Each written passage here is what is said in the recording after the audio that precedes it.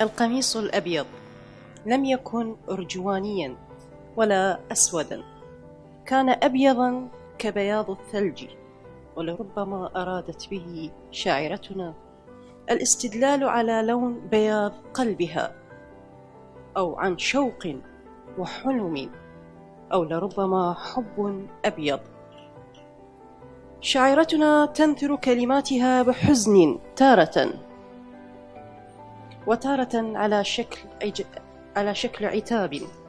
وحين تتطرق للموت فأجد أحد نصوصها تصفه بالموت الأبيض، إذ تقول: أيها الموت الأبيض يا طائرا ريشه من حديد، يا زائرا ثملا، لست أنت من يسرق الضوء أو يهشم رؤوس الجبال، لست أنت ولا إرث الحجر من يبني حطامه تحت جلدنا الفارغ ويلبسنا قمصان الحجر. كأنما شيء ما، زهرة وحيدة، شفاه متصحرة، ندى كثيف يسقط من الشمس، اعتاد على أن يهذب نهايات الحكاية التي اختصرت لنا الحياة بمائها وعنبها وماضيها وأفولها القريب. كأنما تريد شاعرتنا أن ترينا ما وراء كلماتها وإلى ما تروم قوله.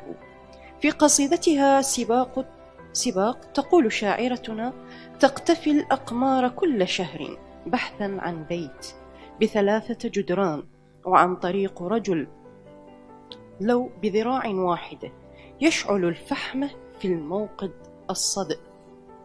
هو يسابق الريح ويقضم الساعات ليحصل على كلمة شكر من مديره تدر عليه خبزا حتى لو لم يختمر. تستمر شاعرتنا بتسطير روائعها، وحين تصل إلى الومضات يستوقفني قولها: قل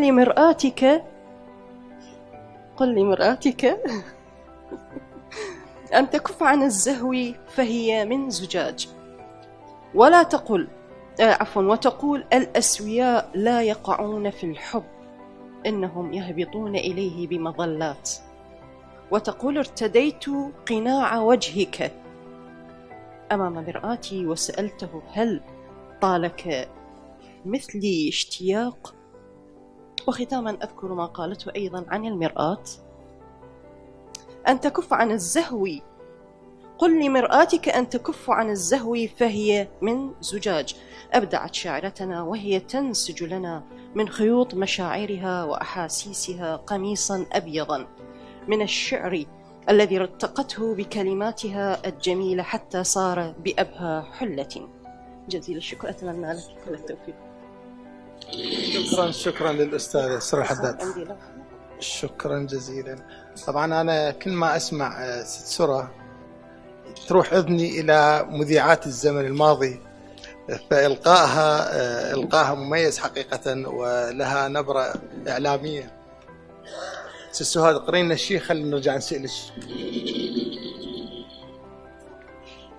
لدي قصيدة قصيرة اسمها الكذب الجميل. يقال أن الشعراء كاذبون، وأن أفضل الشعراء